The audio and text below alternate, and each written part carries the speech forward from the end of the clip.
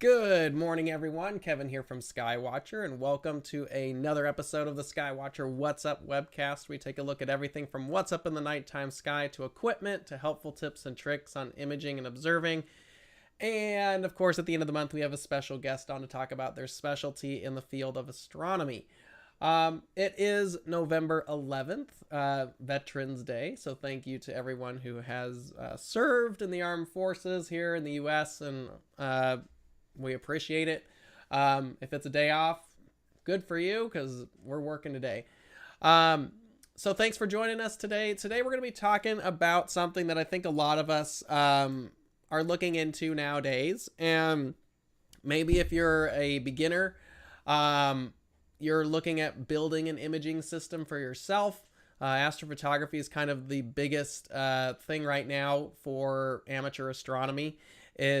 We're always looking, so anyway, we're always looking to find something that's fun to use and go off and do all that. But before we get started, I'm kind of rambling at this point. Let me give you guys some updates really quick. If you like what you see here at the Skywatcher What's Up webcast, please go ahead and subscribe. Leave a like on a video. It lets us know we're doing a good job. If you have an idea for a future episode, go ahead and email us at whatsup or info@skywatcherusa.com and title your email What's Up. Let us know your idea for an episode. We're about to go into the new year, and we're always looking for some episodes to take care of some stuff and fill some of the months out. So next up, if you're looking for something cool for the holidays, if you can't get some product or you just want a cool shirt, we do have our skywatcher.threadless.com store. You can pick up shirts, all kinds of fun stuff. Some of you were bouncing around at the Soul event last month wearing some of these, so it was cool to see some of them in real life. All kinds of cool things. A question for those of you before I move into the next part. Actually, here, I'll round this back around. So, we have an idea that we're floating around. You can let us know in the chat here in a minute. So right now we have the target of the month, or totem. New challenge target every month. This month is the Spaghetti Nebula. Last month was the Ghost of Cassiopeia, so on and so forth. There's a lot of amazing images that get sent in to us because of Totem, and we're about to finish up the first year of Totem. Not the, 2022 wasn't a full year of doing Totem. But we're about to start 2023, and yes, there is a new patch on the way. We'll probably unveil it next month once we physically have them. But what our thoughts are is, out of all these awesome submissions, maybe once a month, our team will pick what we feel is the best image of the month, and that image will then be put onto a shirt on the Threadless store, and people can buy a shirt with that image on it. So if you think that's kind of cool, especially if you're one of the people who sends in stuff for Totem, let us know in the comments or the chat if you think that's neat, and we'll put that into consideration, and it kind of just makes it fun. So anyway, that kind of wraps up Threadless. Also get your submissions in. I know some of you have already sent in your Spaghetti Nebula shot, so good going on that. You've got plenty of time. It's only the 11th of the month. You've got plenty of time to get out there and shoot that target. It is a bit tricky, but good luck. And then, yeah, so that's pretty much what we're going to be doing today. And stuff there. And then real quick, if you're looking for some product for just picking stuff up, we do have, I don't know why this says back ordered, it shouldn't say that, but we have Quattro 150s available. We have Evolux 62 and 82s in stock. I think we might even have some Esprits if you're looking. Very limited, but we can take a look at that. But we have a bunch of stuff in stock, including Star Adventure 2i Pro Packs, EQ6RI. There's a bunch of stuff that's actually available right now. We have a small amount, I believe, of Solar Quests available. If you're looking to get one of those before the eclipse is coming up. So there is stuff floating around out there before the holidays if you're looking to get some stuff. We don't have a bunch of it, but there is small amounts of product floating around for the holidays. If you're looking for something, including the Evo Star refractors, Evo Lux refractors, Dobsonians, kind of a pretty much a peppering of everything. So anyway, that's kind of it. So we're going to go ahead and get started on this week's episode, which is affordable imaging systems. And this one's going to be, in my head as I'm thinking right now, this one's going to be kind of an interesting conversation to have. I tried my best to kind of break this into a decent topic, but it'll probably be me more talking about it. But anyway, thanks for hanging out with us. So when we talk affordable is a large term, and it's different for everybody because everyone's budget is going to be different. But I don't think budget should really be your first question. Now, I've worked in astronomy stores before. I've done customer service for almost a decade here at Skywatcher, and it doesn't stop. And I still get a lot of questions on what's the best product for me and what should I do, and how should I go about getting into whatever. There's a million questions, and a lot of them are the same thing. I don't think budget should be your first question. Obviously, we all have a budget, and that is going to be probably the major deciding factor of what equipment you're ultimately going to end up getting. But there's some questions I feel like you have to ask yourself before we get to the money question. And, because money's going to be the big limiter. I know that. And everyone's position is going to be different on that. Some people think $10,000 is affordable, and some people think $1,000 is affordable. I will say up front that astronomy is a pay-to-play game. There is stuff out there that would be nice to have, but ultimately, if you want to, especially in the field of astrophotography, if you want to get into astrophotography and you want to do it right, it's going to require a bit of an investment, and I'm probably talking about at least $1,000. And that can be a chunk of money for some people. And it's a fair amount of money to talk about. So before we get into this topic, just know that if you want to do astrophotography the right way, even in the more affordable side of the spectrum, you're still looking at about $1,000 to get started. And that's just what it is. And quality equipment is going to cost you some money. And you could probably hodgepodge something together for less than that, especially if you're buying on the used market. But ultimately, you want to make sure you're getting equipment that is going to be of quality, and it's going to be able to make your life easier. And sure, you could do it in a cheaper sense, but a lot of times it's going to just cause headaches. So just know that if you are getting into astrophotography, you are going to be spending a few $100s to $1,000 or more. So when I say affordable, it's going to be different for everybody. But again, it's a pay-to-play game. So welcome to the table. So some questions that I think you should go about asking yourself before we talk about how much money we want to dump into any of this is, what is your interest? What are you trying to shoot? Now, I will say that today's conversation is mostly framed around deep sky imaging. Galaxies, nebula, star clusters, nightscapes. But is your interest the moon? Is your interest the sun? Are we doing Milky Way work? Are we doing wide field? Or is it deep sky? What is your interest? And it might be multiple interests. So you might have to find something or a selection of equipment that caters to what you're looking for. But I've had a lot of people who just come in here, dump a bunch of money, and they really don't know what they're trying to achieve. So you probably want to ask yourself, what is the ultimate goal? I want to image this. I want to see that, whatever. But only you can answer that question. But I would try to at least have some idea of what you're trying to achieve before we start writing checks and handing credit cards over and spending money. Another question is, how often will you use it? Some of us live in apartments. Some of us live in a house. Some of us have a backyard. Some of us don't. Maybe you live in a dark sky. Maybe if you're going to be imaging, you're going to have to travel to dark skies. Maybe you're only going to get out once a month. Whatever the case may be, you want to try to know, and obviously this can change, but you want to try and figure out how often you're going to use it.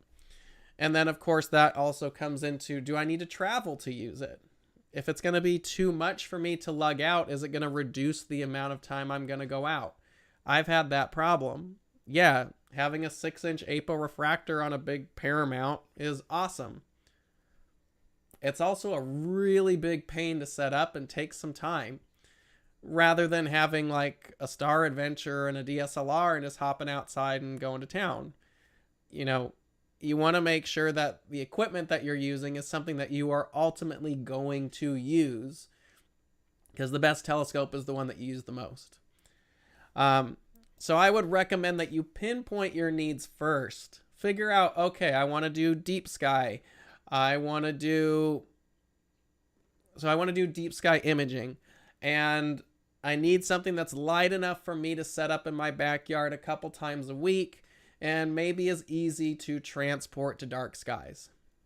There, I kind of roughly pinpoint it. You could even write this down on a piece of paper if you're looking into getting into astrophotography or whatever you're trying to do. Maybe you're looking to upgrade to a more sophisticated setup. Maybe I want go-to and I want automation. Like, pinpoint what you want out of the system and then try to build the system that you have envisioned inside of the budget. So, but don't just go spend a bunch of money, because if you go spend a bunch of money before really knowing what you're doing, you're just wasting your money.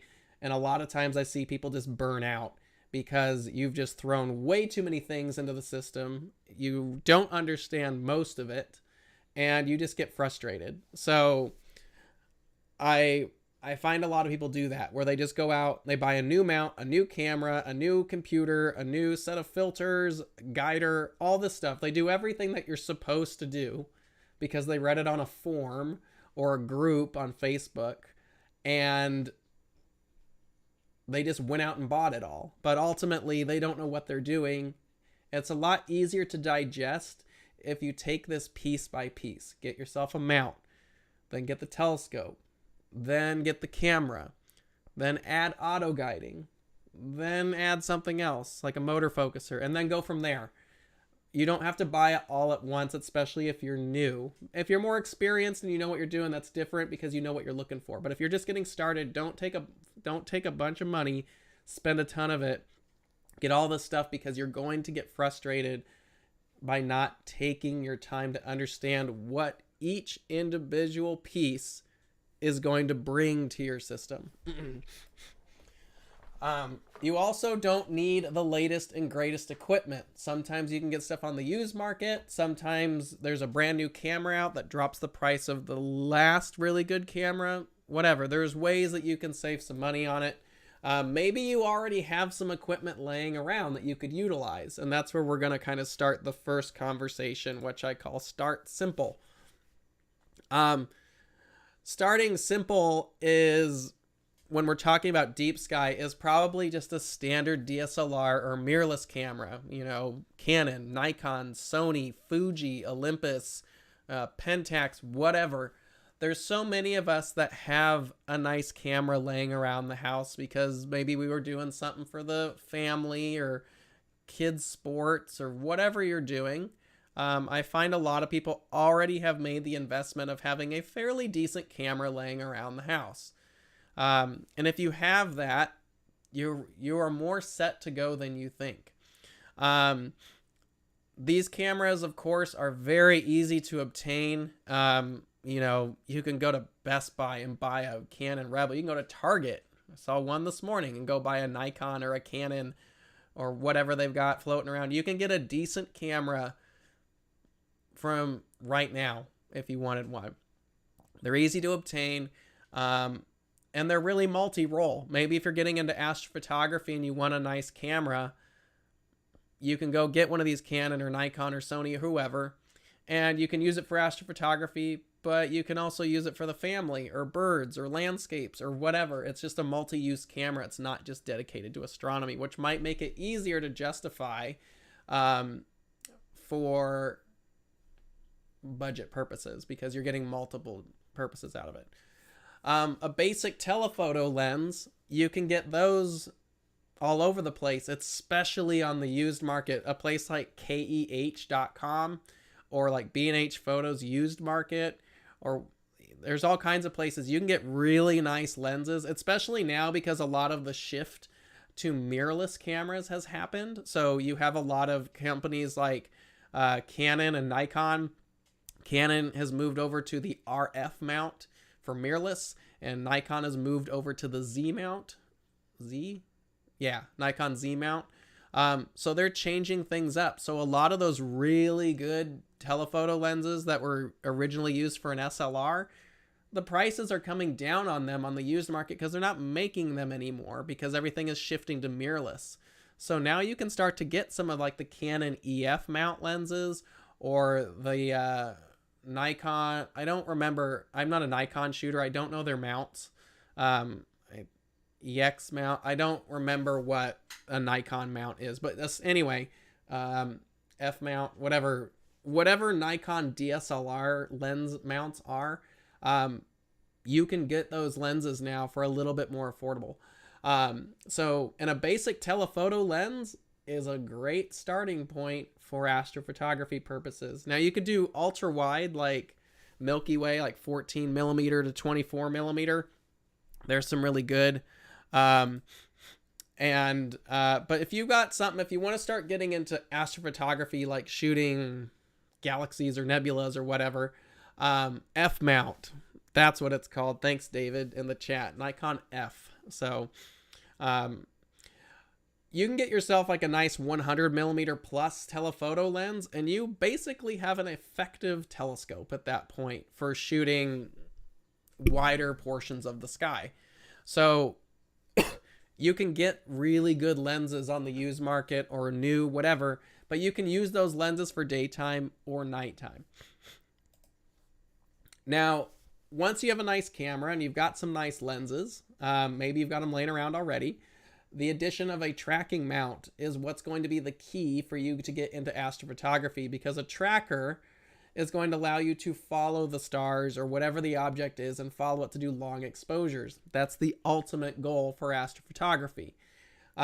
So something like our Star Adventure 2i or something similar, like there's the Ioptrons, Vixen Polaris, there's a bunch of other ones out there that I don't remember, but there's a lot of star trackers that are available on the market nowadays where you put that underneath your camera system and polar align it correctly, and you're off to the races. You've got a full little astrophotography rig ready to take some nice pictures of the night sky.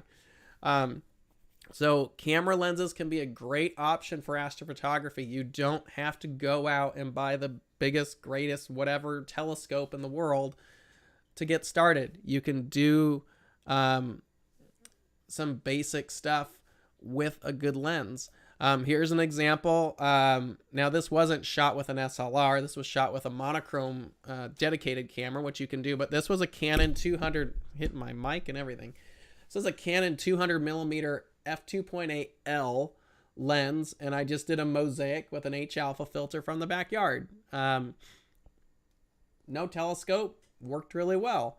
So you can pick up one of these lenses for like $500, maybe even less nowadays. Super sharp lens. Or maybe you could get like a Rokinon 135, which is even less. I think they're like $500. Everyone uses the Rokinon 135. I think Trevor Jones has one. I'm pretty sure Nico Carver has one. I don't know. A ton of people are using that Rokinon 135. It's f2. They make it in all kinds of mounts. It's effectively an awesome little telescope. You can do ultra wide imaging from anywhere you want to do. Or you can hook up to your SLR and do Milky Way stuff like this. This was a Sigma 50 to 150. or 50 to 100 art, f1.8 art lens. Pretty decent little shot just on a star tracker, you know. So you can take some nice images with just a very simple setup. So just to kind of build something, here's how I would break this down if we're just doing something on a budget. Now, I will say today is November 11th, 2022.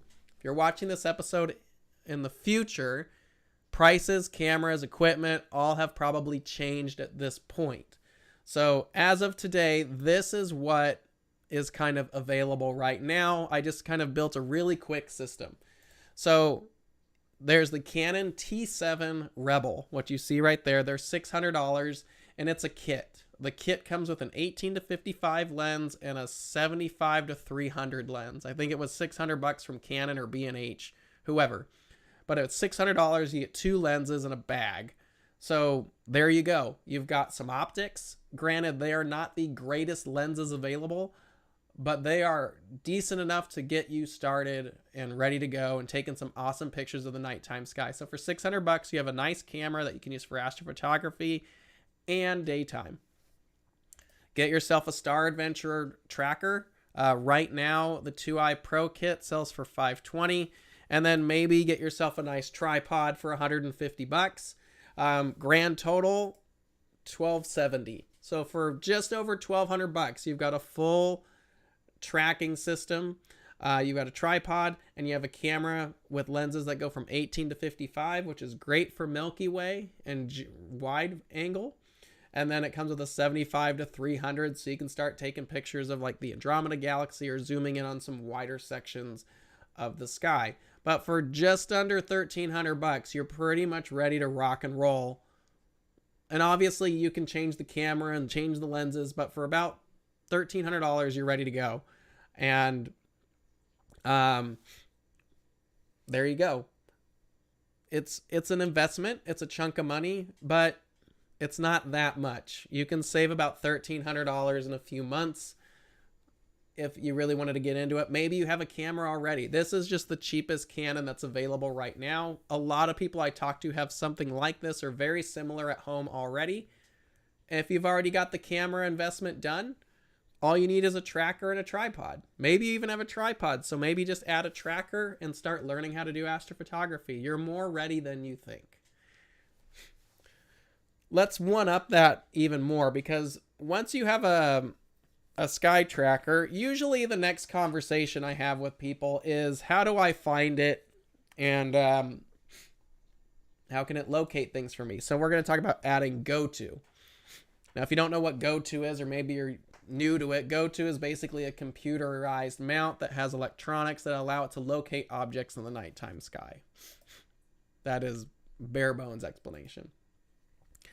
GoTo systems do have some advantages, especially when we're talking about modern day imaging. Number one, it locates targets for you. Yeah, that's the best part about it, is it finds things for you. It does have RA and DEC auto guiding. One of the disadvantages of something like a Star Adventurer, a basic Star Adventurer like a 2i, and very similar mounts, is a lot of them do not have a declination motor. They're just a right ascension drive, which is more than enough to do astrophotography. But ultimately, if we want to advance things and you really want auto guiding to be effective, to take longer exposures and use longer focal lengths for longer periods of time, auto guiding is helpful. If you don't know what auto guiding is, look into it. Now, a GoTo mount like the Star Adventurer GTI, what you see here, which is a full little GoTo mount, has all that. It's computerized, has motors on both axes, and as well as all the other GoTo mounts usually above, like Star Adventurer 2i, the ZWO AM5, anything GoTo can do any of this.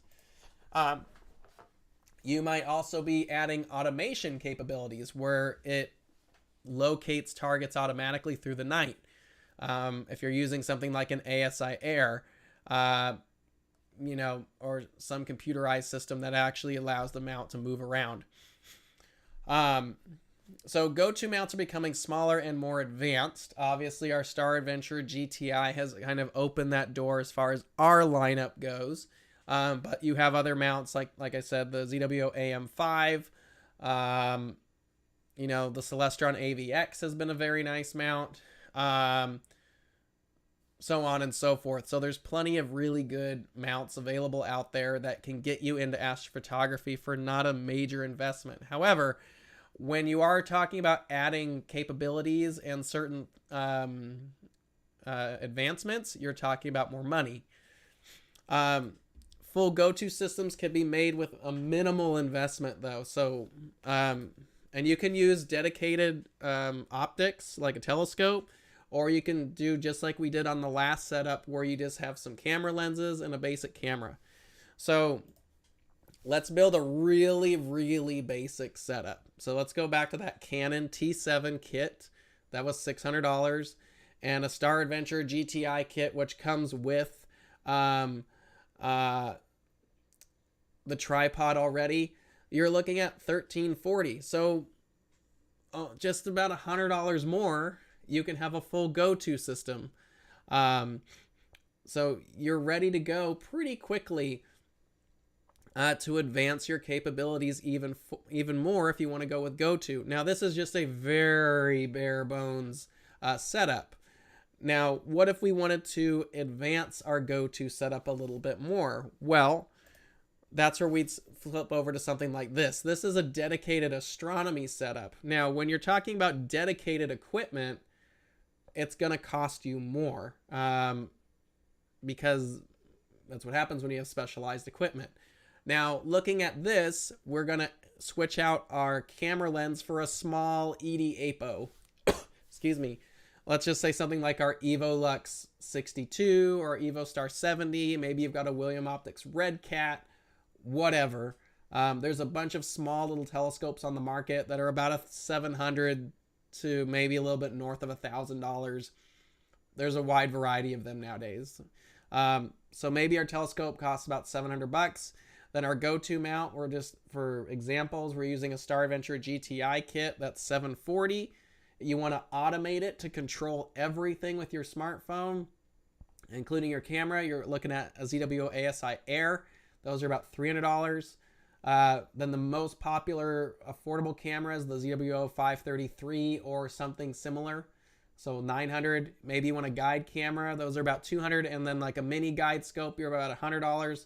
Now you're at about just shy of $3,000. So you can see where the cost is going to start jumping up pretty quickly, but that's because we are adding dedicated equipment to the conversation. But dedicated equipment is going to give you more control. For example, the Star Adventure GTI, it's a go-to mount. So you're going to get the guiding in both axes. You're going to get the ability to locate targets in comparison to just a basic star tracker. The ASI Air is going to give you complete automation control where it will plate solve for you. It will handle the auto guiding. It's going to handle a lot of the things that you're going to need in a more elaborate imaging system. That's going to cost a little bit of money. You're going now with a dedicated camera instead of like a DSLR or mirrorless camera, and it's cooled. So now you're able to cool the sensor and get rid of the noise. That's going to cost some money. And then of course we want to guide. We want to do auto guiding. So the guider and the guide optics, that's going to cost some money too. So you're adding things to get probably a more refined experience and better images ultimately, because you're getting more control over your whole system. But with that, because we're buying dedicated equipment, it's going to cost a little bit more. Now here's another a little bit more affordable example. Now the Starizona Hyperstar system is an awesome little system. It works on a lot of different Celestron Schmidt Cassegrains where you take the secondary mirror out, you put the Hyperstar lens in and pop your camera in the front, and you've got a fancy little f2 astrograph. So just to kind of spread things out a little bit, you can get yourself a Celestron Nexstar 6 SE. just basic out of the box. Those are $1,100. I forgot the Hyperstar on here. Crap. Anyway, so the price is going to be different. Hold on just a second. Starizona Hyperstar. Starizona Hyperstar. Bear with me just a second. Okay. So, don't worry about this. I forgot one line item on here, which is kind of crucial.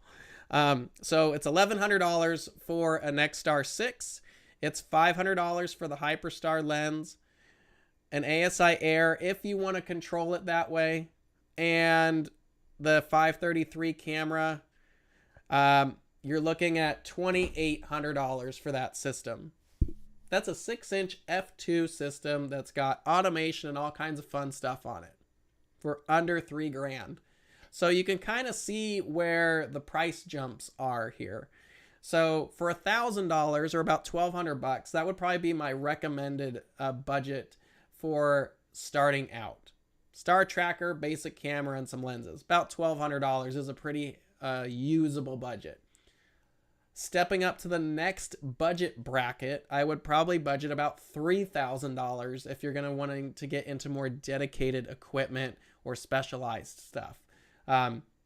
So yeah, we're going from about, and every time you go up, you're adding some capabilities. So our first budget for $1,200, you've got a tracker and a basic camera, and you have to figure out where to point things. You don't have cooling or anything on board. For $3,000, we can add some go-to capabilities. Maybe you've got some dedicated cameras where they're more sensitive. You've got cooling on board. Maybe you're adding some filters to help refine some of that a little bit more. Now you're in that $3,000, which is a very healthy budget to get a nice little imaging system together with some really nice equipment. But if we're going to start going up again, then we get to the telescope setup, where we're starting to leave kind of the photography equipment behind and going to a full dedicated system now. So at that point, now we're evolving to where at this point you have the ability to step up into a full true imaging system. And a lot of us do this. I've had a lot of customers who start out with a Star Adventure or something of similar nature. They've got some lenses, they get really into it. Then they call back and they're like, hey, I want to upgrade to a bigger mount. I want to go with a telescope and really get into the full scale thing. So stepping up from a camera lens to a telescope is going to provide greater reach and more control. You get longer focal lengths, because now instead of talking about camera lenses, which for most of us probably max out at about 600 millimeters, like with a 150-600 Tamron or Sigma lens, you can get those like super zoom lenses, but they normally stop at about 600. If you want to start getting into the 800 or 1000 millimeter focal length, it's just better to go with a telescope because it's a lot more affordable. But you lose the capability to use that during the day. So we're talking about more specialized stuff. But longer focal lengths are going to give you more image scale, which is nice. But they're also going to require larger mounts. So that's something we need to take into accommodation, as the optics and the equipment we add on, they're going to require a more stable foundation to sit on. That's going to mean we're investing more, but as we invest more, we're probably getting better flexibility with what we're doing. So it's going to be a larger investment as we go up, but because we're investing more, we're getting more capabilities out of our system. So here's like a real basic one. This is using our Quattro 150, which is a really affordable little astrograph. They're about $600. They come with the coma corrector, which brings them down to f3.4, which is ridiculous. So for $600, we have a f3.4 6-inch corrected Newtonian. We want to automate it, so let's put an ASI Air in there to control it. So that's $300. We'll stick with our 533. Those are about $900. Guide camera, we need one of those. $200. Mini guider, $100. And then maybe we need a more rugged mount, heavier payload. You could get away with something smaller than an EQ6RI, but just for argument's sake, we'll put that in there. Because normally when I tell people who are looking to upgrade from like a Star Adventure, sometimes they'll look at something like an AVX or an EQM35, something in that 20 to 30 pound payload capacity, mainly because they're looking at it from a budget standpoint, which is not a bad way to look at it. However, if you're stepping up from a Star Adventure or a Star Tracker and you know you are going to get into astrophotography pretty seriously, your first serious mount, I would recommend being a pretty healthy investment in the mount. The reason I say that is because a year from now, a year later after you bought your mount, you're probably going to want to expand your setup in some way. Maybe the telescope is going to get bigger. Maybe you're just using camera lenses and you know you're going to want to use a 4 or 5 inch refractor. Or maybe you want to get a 6 or 8 inch Newtonian. Or maybe you want to do like a C8 Edge HD or a C8 Hyperstar or something like that. Maybe you want to get something a little bit more substantial. It's a lot easier if you just buy a heavier duty mount up front than having to buy it here and then sell off your mount because you need to go to a bigger mount a year from now. So if you're going to upgrade and get something serious, I would recommend looking at that 40 pound class of mount. Something like an EQ6R. You know, Ioptron's got some nice stuff out there. Whatever. Anything with a 40 pound payload capacity is going to give you enough room to handle a lot of the logical telescopes on the market. That might stretch your budget a little bit, but ultimately it's going to be more cost effective in the long run because you're not having to buy a mount, use that mount for a year or two, then realize, oh, I need a bigger mount, rather than just buying the mount you need immediately, having the foundation to build your telescope system on top of it and not having to rework anything in a year or two. So I always recommend buying a little bit bigger mount than you think you're going to need up front. So for about $4,000, you can get yourself the setup that you see here. You can stretch it a little bit more and get maybe the 8 inch if you want a little bit more focal length. But ultimately, it would be a better move to invest in a nice mount than the optics. You can have the best optics in the world, and if the telescope is on a crap mount or it's too light of a mount, it doesn't matter. It doesn't matter how good the telescope is. So the most important thing you need to be buying when we're getting in a telescope system is the mount. That's where the money should go. You can upgrade optics anytime, but the mount is really where it needs to be at. So for about $4,000, $4,000 is a very healthy budget if you're really starting to get serious on a telescope system.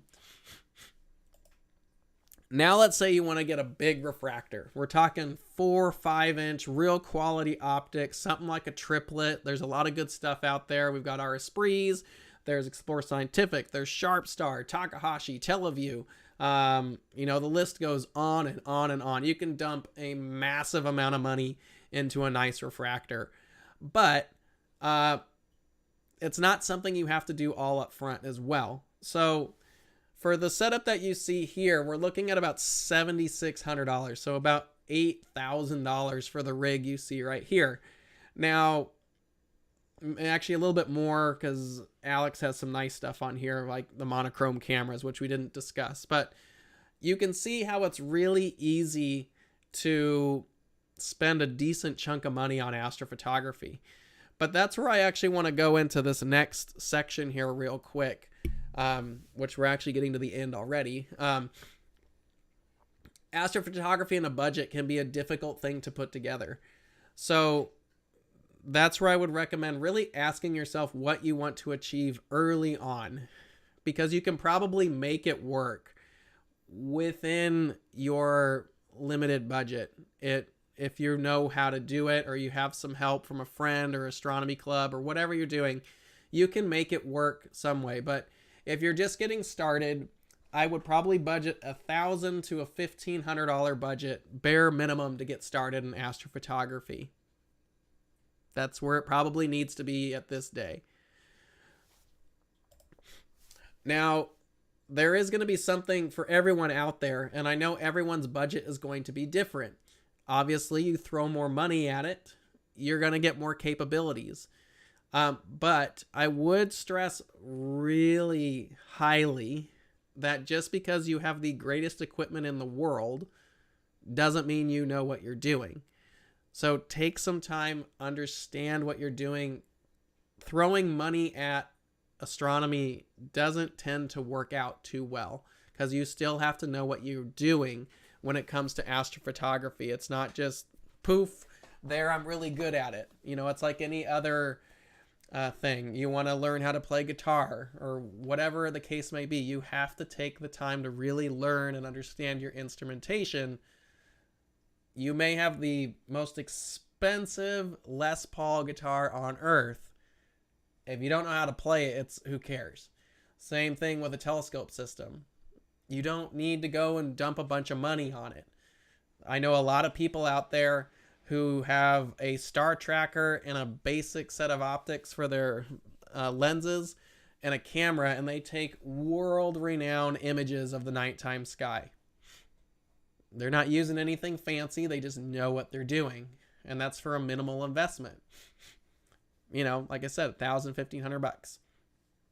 Now, you can add more capabilities with the more money you put into it. But that's what brings me to this point. Setups take time to build. You don't need to go buy everything in one fell swoop. And I would also recommend, especially if you're new, not to buy everything all in one go. Get yourself a mount. Really understand how that mount works by itself with its hand controller or Wi-Fi or however that mount works. Take the time to understand the mount on its own. All its idiosyncrasies, all its advantages, whatever it is. Figure your mount out. Then work with your telescope. Don't even hook a camera up to it if you can. Learn how the telescope works. Learn how the focuser works. Learn the ins and outs of how that telescope functions.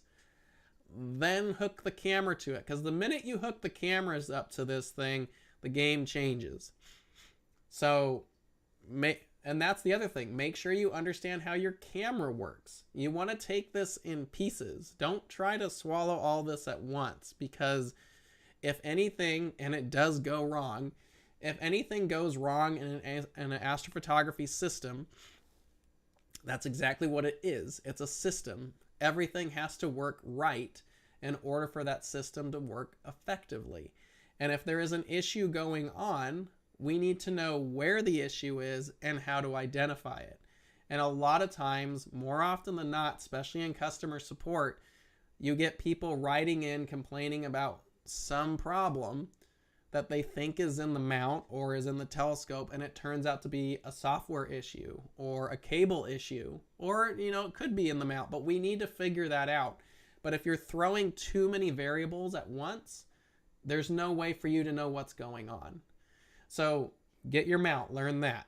Get the telescope, learn that. Get your camera, learn that. Start taking pictures with just the mount and the camera and the telescope or the lens. And then maybe add an auto guider if you need to go longer and you want your stars to get corrected. Auto guiding has its complete own set of functions and issues, and more often than not, someone's doing something wrong with it.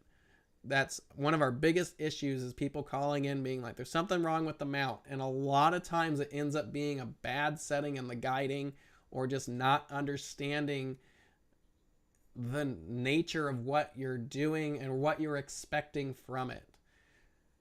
Right off the bat, I'll tell you, if you're doing auto guiding and your stars look fine in your image, that's all that matters. Don't pay attention to the graph. The graph can help diagnose issues, but we're not here to study graphs. We're here to take pictures. So stars look good on the image, shut up and keep going.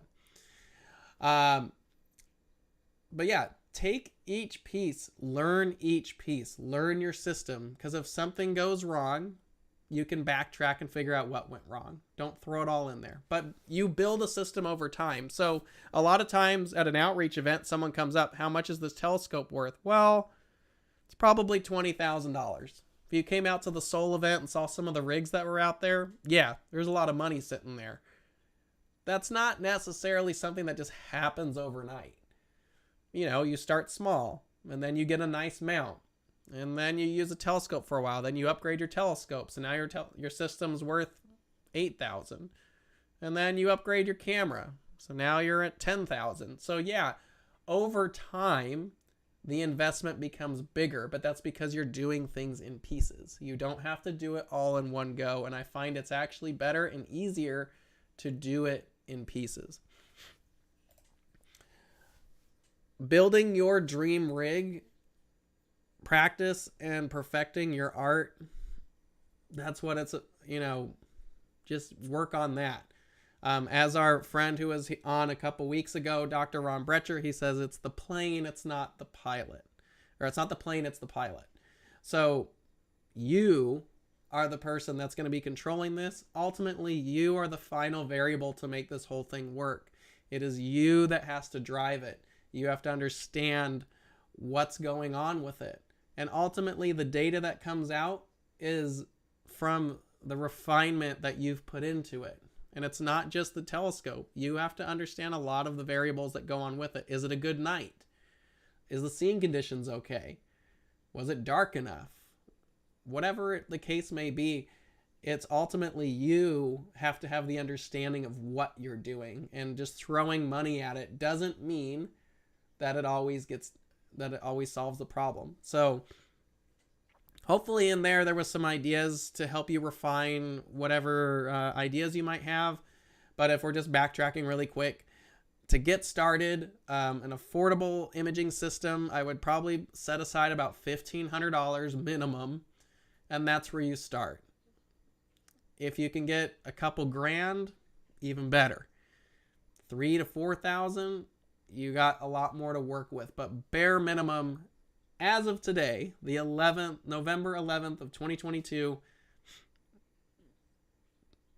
$1,500. Are you still doing the Star Adventure Wi-Fi upgrade? Not at the moment because we don't have parts, but we have a lot of parts on order. So hopefully sometime at the beginning of next year, we'll be doing upgrades again. We're just waiting for parts to show up. So, but if you have any questions, now's the time. I don't see too many floating around in there anyway, but yeah. So if you're getting started, $1,500 would be the starting budget for an astrophotography system, bare minimum. Anything above that is just cherries on top, which is funny because I hate cherries. So, okay. So that was building an affordable imaging system. Whatever your budget is, there's usually something out there for everyone. So good luck with it. Ultimately, just have fun with it. Don't take it so seriously. It's fun. A bad night of astronomy is probably better than a good day at work. So just go out, have fun. Maybe you've got some friends out there you can share it with. Just take a breath and have fun. Next week is going to be kind of fun. This is also the last episode for the month of November next week, because then it's Thanksgiving and there is no What's Up Webcast coming up the week of Thanksgiving. It's going to be a Native American cosmology, and my friend Jim O'Connor will be joining us for that. Jim has run the South Rim of the Grand Canyon Star Party for quite some time, over the last decade. He's an amazing, he does amazing star tours when we're up there, constellation tours, and he knows so much about the folklore of so many cultures. But we're going to be talking about Native American cosmology next week. It was really difficult to find people to talk about this topic.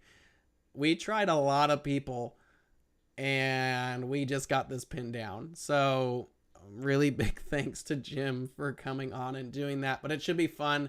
It'll be a really cool topic. So let's see. Yes. So a couple things. Let me see here. What's new on the horizon? We have a big announcement coming up in December. It's not too big, it's not too small. That's all I'm going to say. But yes, we've got something very nice to unleash to everybody on the What's Up webcast in December. I think it's the What's Up for the month. I think the 2nd, December 2nd. I think we're going to be showing off something new. So keep an eye out for it. It's been in the works for a while. But yes, we're finally excited to unveil something that I think many of you will look forward to having. That's all I'm going to say. Sorry. So, can you mention, let's see. We will be reposting the Stars and Stripes episode for Veterans Day as well. That's where we sat down with several veterans who have served in the U.S. Armed Forces. We had them on a few months ago. It was a really awesome episode. But in honor of Veterans Day, we're going to have that up as well on our social media. So you can watch that. That was a very cool one to have as well. So other than that, that's pretty much it for today. Please have a safe weekend. Yeah, go out, observe, do something. You know, the weather's finally cooling off. It's probably really cold for some of you, but here in Arizona, it's finally cooled off. Please have a good weekend. Clear skies, and we will see you guys next week here at the What's Up webcast again. Please remember the time changes, but we'll see you here next week. Clear skies, and have a safe weekend, everyone. Take care. Bye.